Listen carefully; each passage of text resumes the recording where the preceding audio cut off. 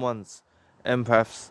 You see, if some time has gone by now, right, and you've been separated from the narcissist, okay, and they've had a chance to experience life without you. You see, maybe they've gone around numerous supplies. They've drawn for some low-hanging fruit because they are opportunists. They'll grab anything, and a lot of the times, initially, those first supplies they run into after you, they merely went with those supplies just to make you jealous. They didn't go with those supplies for any reason in particular, like love, or they don't know how to love anyway. But they went with those supplies, in fact, to make you jealous. They basically got intimate, settled down, got into a relationship, brought them around their children, potentially your children, around families, just in spite of making you jealous. That's how deceitful and wicked and sinister they truly are. But by them doing that, they make some dreadful decisions. Dreadful decisions. They actually downgrade. Like, downgrade doesn't even do it justice to somebody's downgrades that they've gone with, right? To somebody's low-hanging fruits that they've gone with. But anyway, maybe they stay with the downgrade, and they try and make it a dream, and they'll get married or have further children with them, or possibly they'll cut it off with them, and they'll run into some other supplies, and what they start to realize very soon on is nothing equates to the power of a chosen one and an empath. Nothing equates to what they had with you. You see, in the way that you reciprocate, the reciprocity, the love you gave, just the way that you used to operate, nothing matches it, right? And I'm not just talking about surface level stuff, right?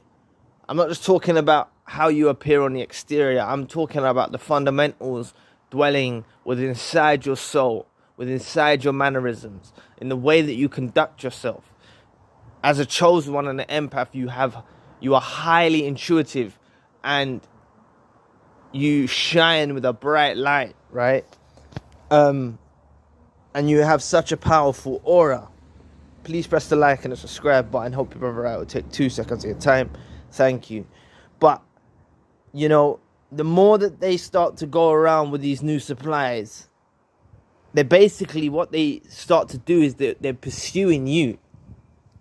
They're trying to find you in someone else. Okay?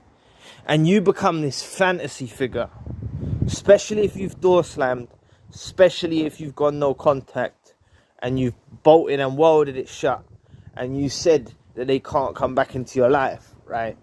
As long as you've done that. Even if you were discarded. Right? As long as you've done that. Yeah.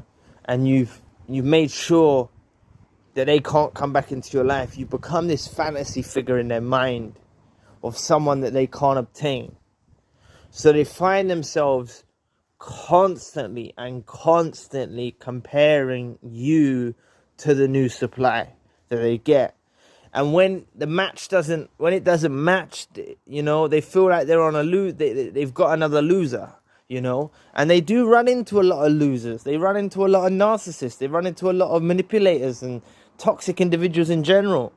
It's not all sunshine and rainbows out here when they're in the dating field, right? They're running into people that's playing the same game they are, right? They're running into people that try to pull the wool over their eyes, or they're entertaining several other people, but they're just using them as their bit on the side. Trust me.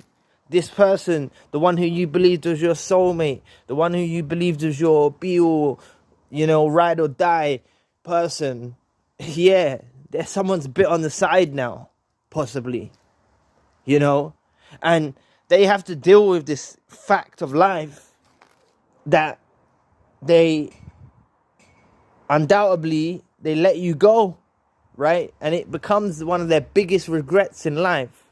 They always think they can get what they want, and that's why I say, if you've door slammed them and bolted and welded it shut and made it crystal clear they can never come back into your life, you become that one person in the world that they can't have. The one person in the world that they want, but you become that one person in the world that they can't have. And like I've said many times before, they've got more chance of DMing 1,000 celebrities, Hollywood celebrities, and getting a response and flying out and meeting them than they have with a chance of getting with us. And that's the kind of position and stance that we want to be in the world in regards to them. You see what I'm saying? And that's why they settle for reaching out to us from fake suppliers, calling us from different phone numbers. You know, phoning our phone and just all you can hear is the breathing. And then they hang up.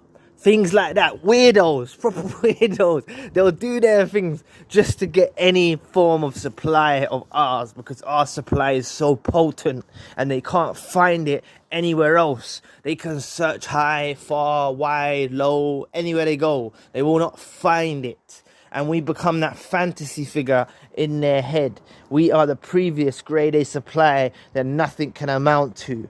And they wish they could press the reset. Oh, they wish they could press the reset button. They wish they could just press this button, this reset button, and get you back to normal. They just want you to go back to normal. And this is the thing. They actually blame you still, you know. This is how delusional they are. They blame you